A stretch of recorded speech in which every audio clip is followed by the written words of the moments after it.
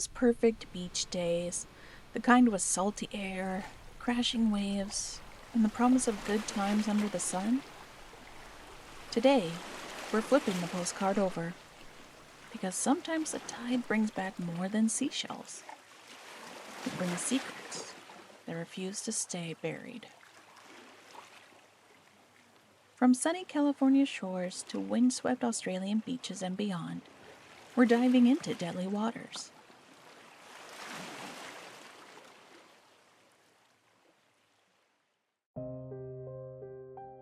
It's a warm summer evening, turning into night in 1948, Adelaide, Australia.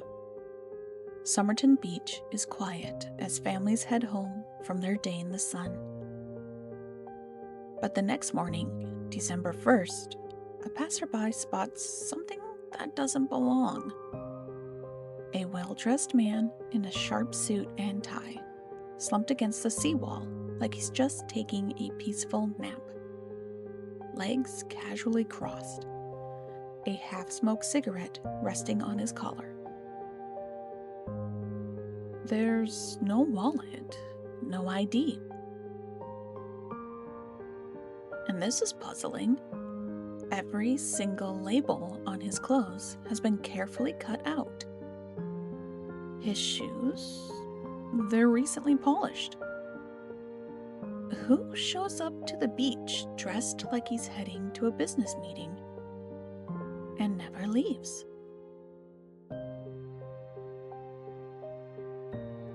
The autopsy only deepened the mystery. No obvious wounds, no signs of a struggle, but his spleen and liver were enlarged.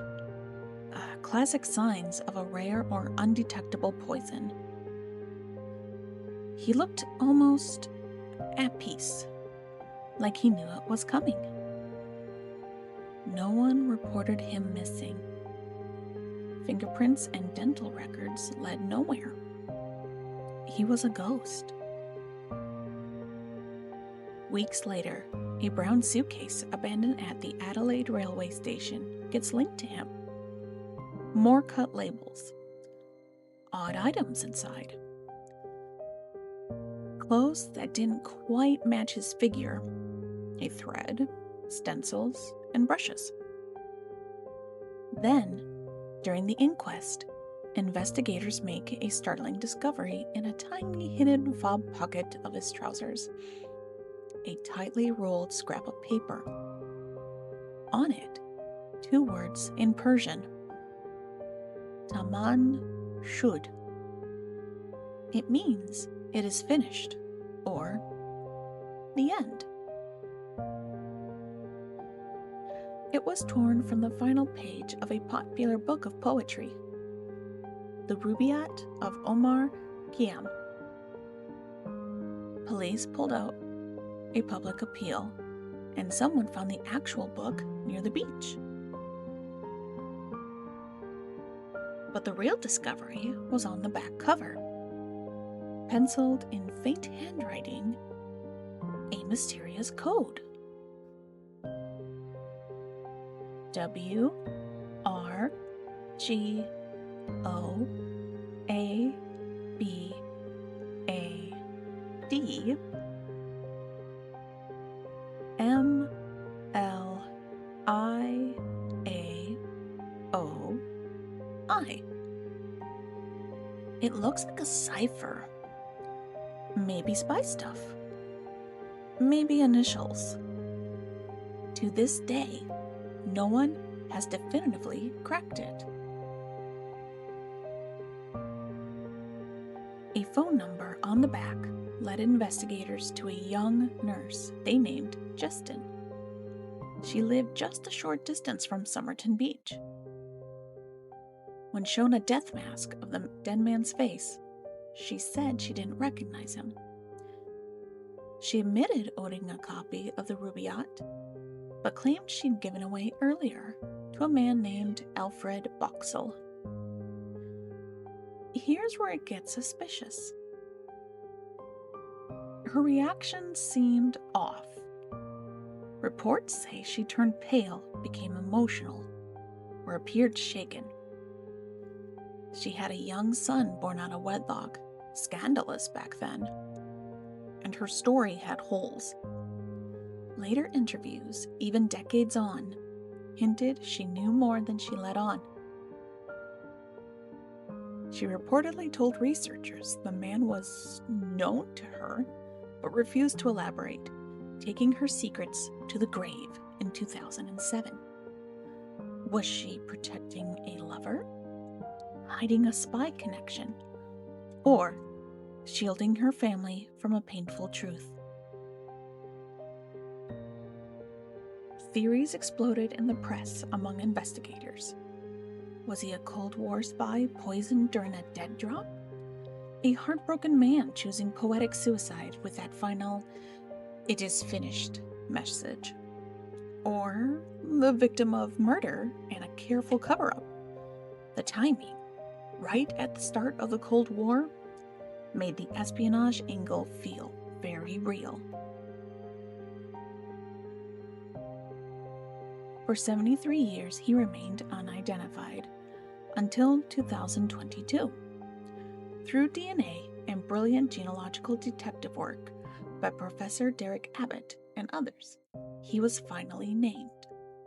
Carl Charles Webb, a 43-year-old electrical engineer from Melbourne with his own hidden struggles and family estrangement. The identity puzzle has been solved. But the exact events on that foggy beach, why he was there, how he died, and what that code really means, still lost in the waves. From one mysterious shore to another, sometimes the water itself seems to hold on to the truth a little too tightly.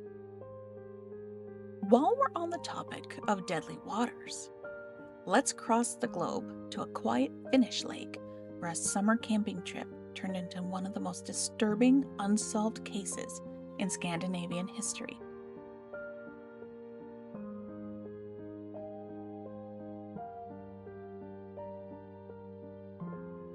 It's June 4th, 1960. 4 Finnish teenagers, Maja Ermeli Björklund, who's 15, Anja Tuligi Maki, also 15, their boyfriends Seppo Antero Boisman, who's 18, and Niels Gustafsson, who was also 18, head out for what should have been a perfect summer night by the lake. They pitch a single tent on the shores of Lake Bodom in Espoo, share some drinks, laugh, and crawl inside to sleep under the midnight sun. What happened next is the stuff of nightmares.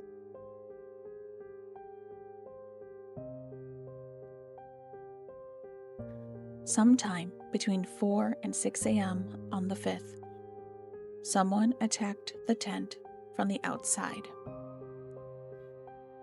They slashed through the canvas and stabbed and bludgeoned the sleeping teenagers inside. Mila was stabbed at least 15 to 22 times, the most savagely attacked. Seppo and Anya were also stabbed and beaten with a blunt object, probably a rock. The killer cut the tent ropes so it collapsed on them, trapping them as they tried to fight back. 3 teenagers were dead before the sun fully rose. The 4th, Niels Gustafsson, was found outside the tent, badly beaten, but alive. He had a broken jaw, fractured cheekbones, a concussion, bruises, and stab wounds to his forehead and elbow. And here's where it gets really interesting, and honestly, a little suspicious on the surface. Niels was hurt. Pretty badly hurt. but he was the only one who made it out of that tent alive. He later told police he caught a glimpse of the attacker, a figure dressed in black with bright red eyes. Whether that was trauma, shock, or something else, we'll never know for sure. Around 6 a.m., some local boys birdwatching nearby saw the tent collapse and a blond man walking away from the site. By 11 a.m., a carpenter named Esko Johansson found the horrifying scene and called the police. The investigation was messy. The crime scene was contaminated almost immediately. The locals, journalists, and even other campers walked through it. Evidence was lost or never properly collected. Weapons were never found. Personal items, wallets, clothes, even Neil's shoes were scattered or missing. For decades, the case went cold. Then, in 2004, 44 years later, police re-examined the evidence with modern forensics. And they arrested the survivor. Prosecutors claimed Niels got into a drunken, jealous rage, fought with Seppo, killed the others, hid his bloody shoes, and injured himself to fake being a victim, and returned barefoot, pretending to be unconscious. The key evidence was blood from all 3 victims on his shoes, but none of his own. The defense pushed back hard. Neil's injuries were too severe for him to have committed the crimes. No strong motive. Evidence was too degraded after all that time. And here's a question. When the boys said that they saw a blonde man walking away from the tent, how come that was important? Was Niels blonde? This is not actually entirely clear. Some sources say Niels had blonde or light hair, while others note that his exact hair color at the time isn't well documented. The prosecution in the 2005 trial tried to claim that the birdwatchers had identified Niels as the tall man they saw leaving the scene. This was a big point of tension in the trial. The prosecution used it to argue Niels was the killer. The defense used it to argue the opposite, that the blonde man was likely the real attacker, and Niels was injured and left behind. So this blonde man sighting is important because it suggests that there was someone else at the scene shortly after the attack, someone who wasn't one of the victims. Whether that person was Niels or an unknown killer is still debated. In October of 2005, Niels was acquitted. The court said the case against him simply wasn't proven. Finland even compensated him for the ordeal. To this day, the killer has never been found. Lake Bodom remains one of Finland's most infamous unsolved mysteries, a brutal reminder that even the most peaceful waters can hide unimaginable horror. 4 kids on a simple camping trip, and only questions left behind. But we're not done with deadly shores just yet. Let's hop across the pond now to the beaches of Long Island, where bodies kept turning up along Ocean Parkway.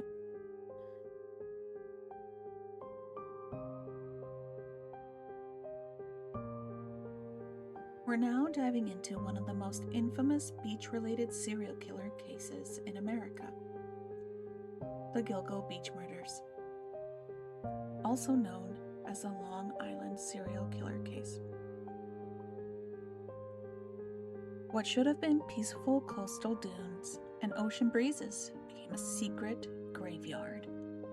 This case stayed hidden for decades until one woman's desperate disappearance finally cracked it open. As always, we try to remember the victims first. This is heavy. In May 2010, 23-year-old Shannon Gilbert vanished after making a terrifying 911 call.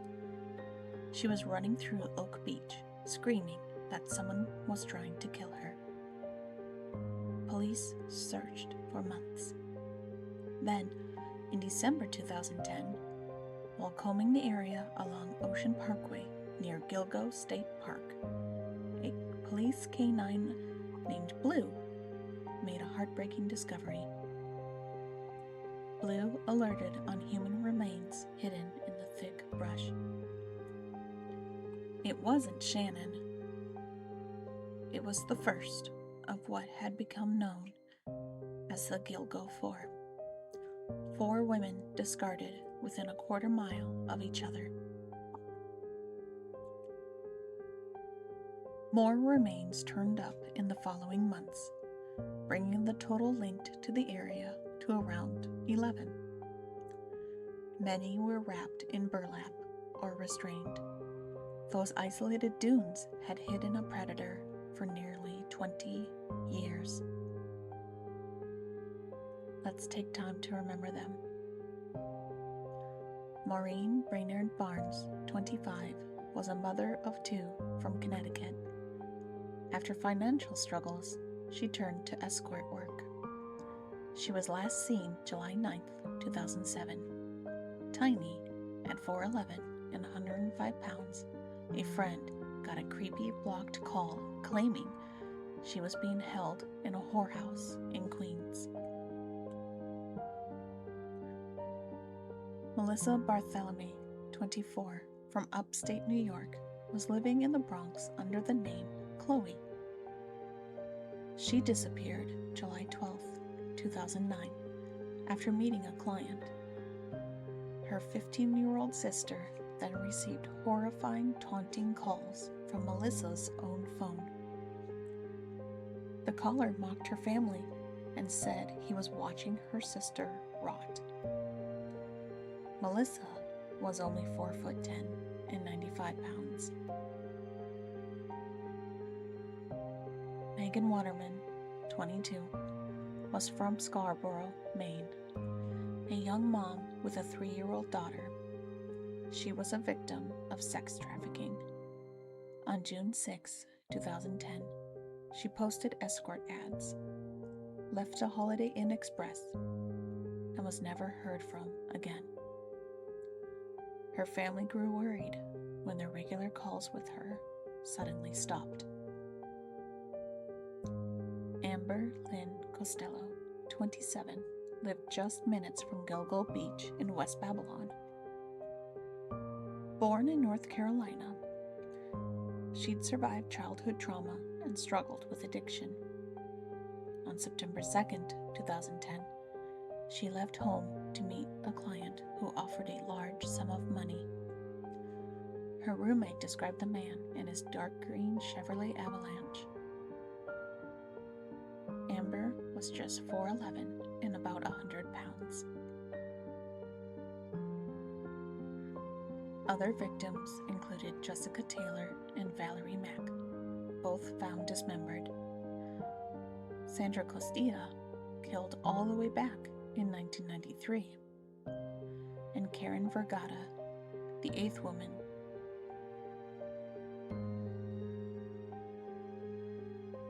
Many of these women were young mothers just trying to survive. For over a decade after the bodies were found, the investigation went nowhere. Tips dried up. Leads went cold. The killer remained a ghost. Someone who knew exactly how to use those isolated dunes and disappear without a trace. Then, in early 2022, a new police commissioner created a dedicated Gilgo Beach task force fresh eyes, new energy. And then they caught a break. A witness from one of the 2010 disappearances had described a specific truck parked near the victim's house that night, a dark green, first-generation Chevrolet Avalanche. Detectives ran the description through vehicle registration databases, and one name popped up. The truck was registered to someone living in Massapequa Park, just a short drive from where the bodies were dumped. That was the spark.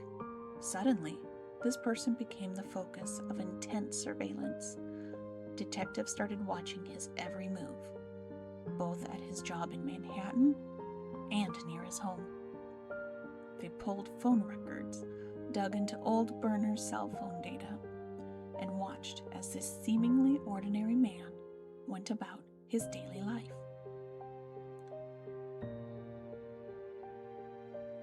While they were tailing him in the city, he casually tossed the remains of his lunch, a box with partially eaten pizza, into a public trash can on a Manhattan street. Investigators waited for him to walk away, then swooped in and grabbed that trash. Back at the lab, they tested the saliva left on the pizza. The DNA matched a male hair that had been found on the burlap wrapping on one of the victims. A direct hit. That wasn't all. Hairs found on multiple victims also matched DNA from his wife. His wife, Asa, was originally from Iceland. She would regularly take the kids back home to visit family during the summers. He usually stayed behind because of work. Several of the murders happened during those exact windows when his wife and children were thousands of miles away in Iceland, giving him an empty house and total freedom to act without anyone noticing. After months of secretly building the case, they finally had enough. In July of 2023, they arrested the man they've been watching, a seemingly ordinary suburban architect named Rex Heuermann. He was charged with multiple murders. In April 2026, he pleaded guilty to 7 murders and admitted to an 8th. He received multiple consecutive life sentences without parole. In court, the families finally got to face him and speak their pain. Gilgo Beach shows how someone can hide in plain sight for years. The neighbor, the professional, the family man next door. But it also shows that good detective work, science, and one very good dog named Blue can still deliver justice.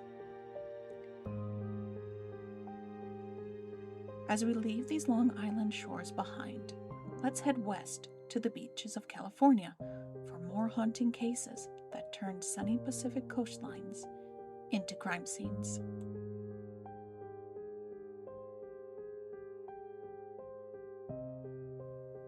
Imagine the late 1970s in Southern California. No cell phones, no constant updates, just the roar of the ocean, the scent of salt air, and the freedom of a summer night. Torrey Pines State Beach, just north of San Diego, was the perfect escape. Dramatic sandstone cliffs glowing gold at sunset, wide stretches of sand, and that endless Pacific horizon. It felt like paradise. A group of local teenagers headed there one evening in August 1978.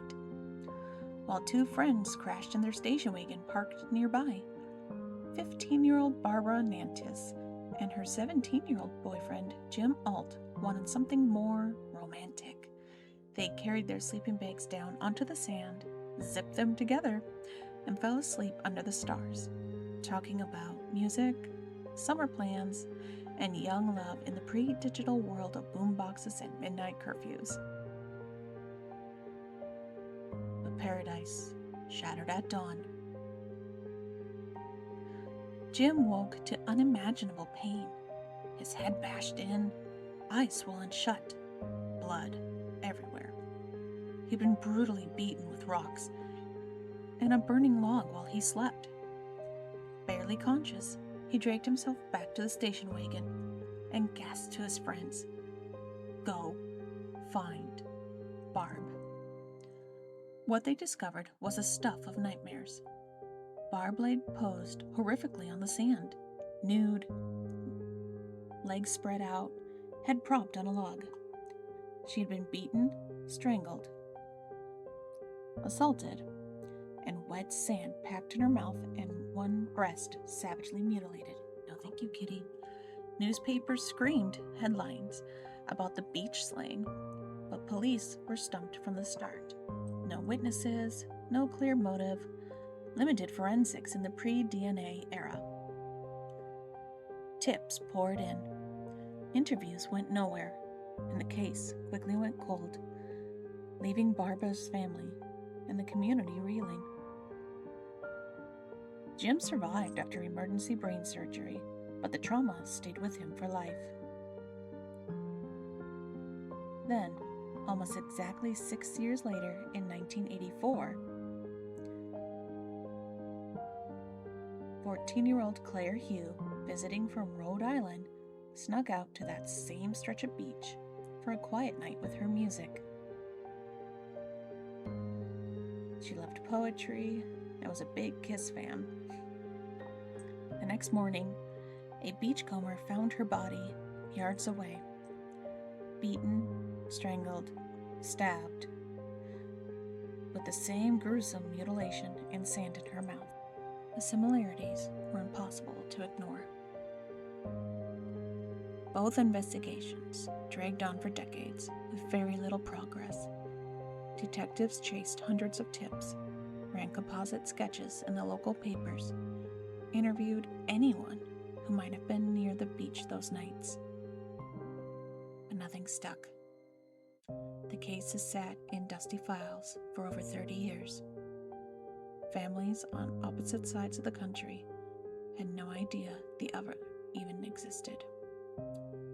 Barbara's family and Claire's family were suffering in silence, both desperate for answers that never came. It wasn't until 2012 when San Diego's cold case team finally revisited the physical evidence with brand new forensic technology that things started to move. Advanced DNA testing that simply didn't exist in the 70s and 80s was now sensitive enough to pull profiles from tiny traces of evidence.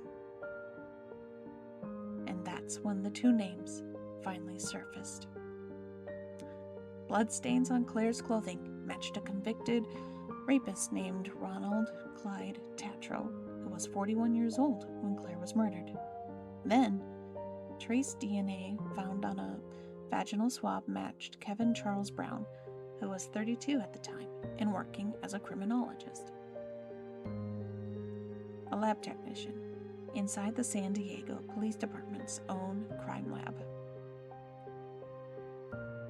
Tatro died in 2011 at age 67 or 68 in a boating accident, eerily on the exact anniversary of Claire's murder. Brown died by suicide in 2014 at age 62, shortly after the police named him a suspect and searched his home. But this DNA breakthrough didn't bring the clean closure everyone hoped for. Serious questions remain about whether Brown's DNA was actually from contamination in the lab, since male technicians routinely provided their own samples back then. His widow fought the department hard and won a large settlement. Even Jim Alt, the survivor from the first attack, had publicly questioned whether the right people were identified. 2 innocent girls, 6 years apart, on the exact same stretch of beautiful beach. Torrey Pines was supposed to be sun, waves, and teenage freedom. Not this. But California beaches had more darkness in store. Let's head a bit further north along the coast to Jenner Beach, where another young couple's romantic getaway turned deadly in their sleeping bags.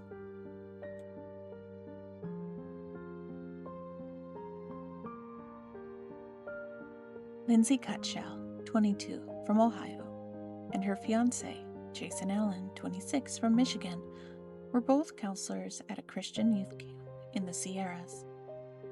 They met at Bible college, deeply in love, and had just sent out their wedding invitations. In mid-August 2004, they stole away for a romantic weekend sightseeing along the Northern California coast. They ended up at a secluded cove locals called Fish Head Beach. Rugged cliffs, piles of driftwood, the kind of hidden spot that feels like your own private paradise under the stars. On the night of August 14th, they zipped into their sleeping bags and never woke up. 4 days later, a park ranger spotted their abandoned red car. Inside those sleeping bags were Lindsay and Jason, each one shot in the head at close range. No struggle. Valuables untouched. No sexual assault. Just executed while they slept. A Bible lay nearby on the sand.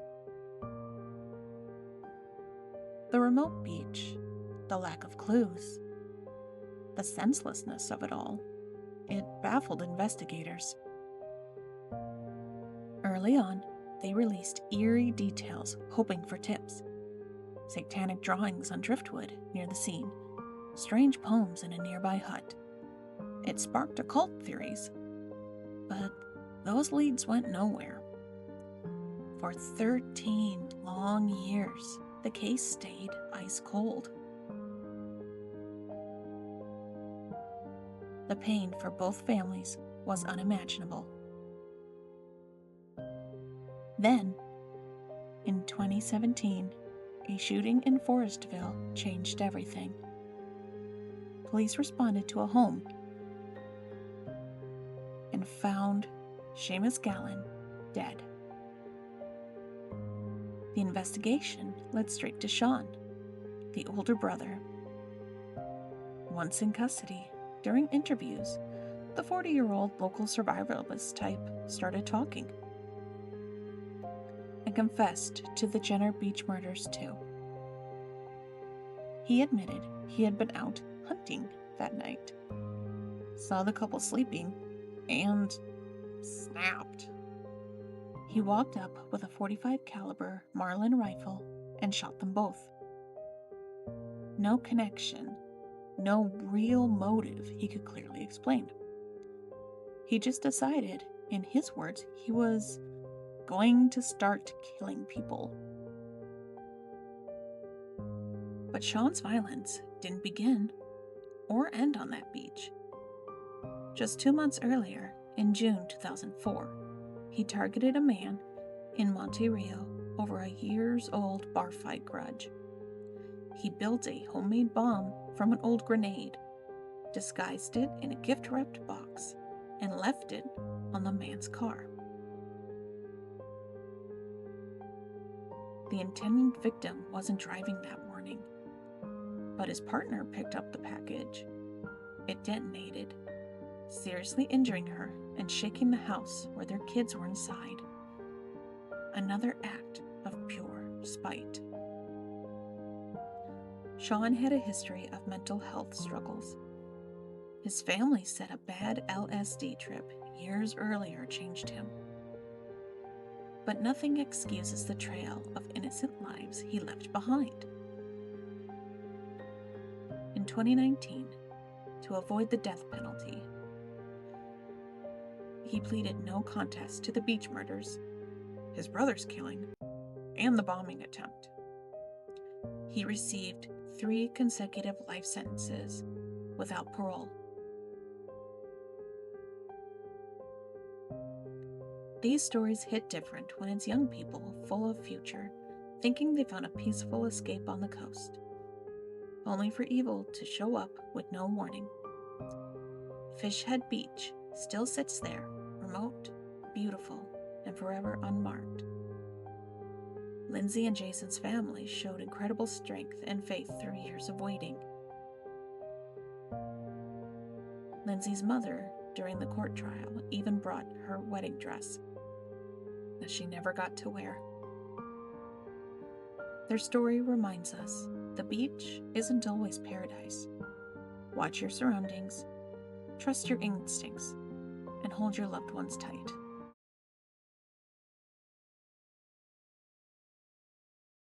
Alright, friends, before we wrap up this shoreline episode, let's talk about some real summer beach mishaps. Because not every tragedy on the sand is murder.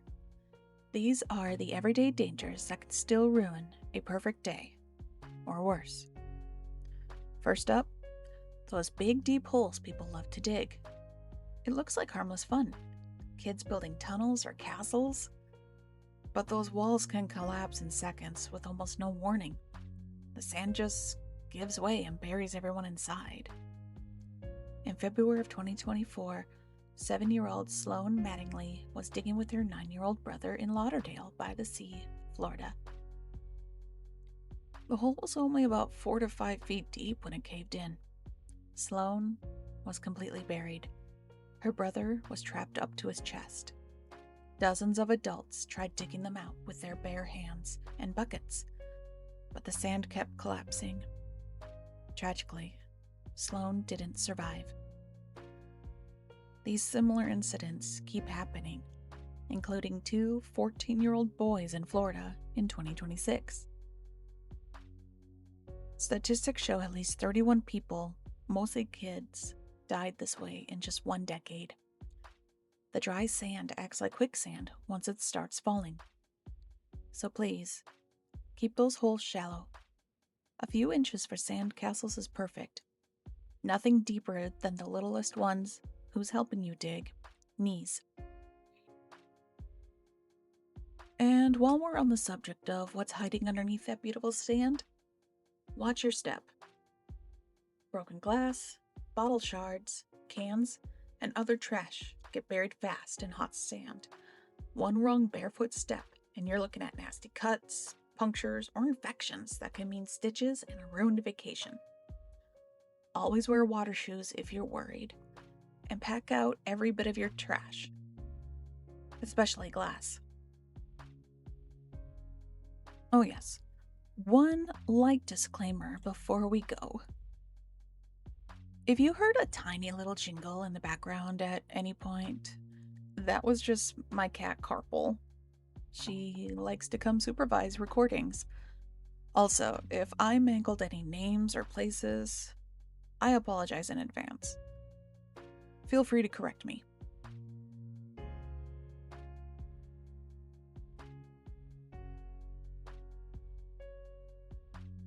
Okay, that's it for this episode today. Thank you for listening, and for watching, if you're here with eyes as well as ears. If this little dose of beach caution and chaos hit the spot, subscribe so you don't miss the next one. And come and find me on X. That's where real-time updates, unfiltered photos, and whatever fresh mayhem I'm currently surviving live. Until next time, watch where you step, fill in those holes, and keep those aqua shoes close. This is Cherry Noir, signing off. Stay sharp, stay soft, stay curious.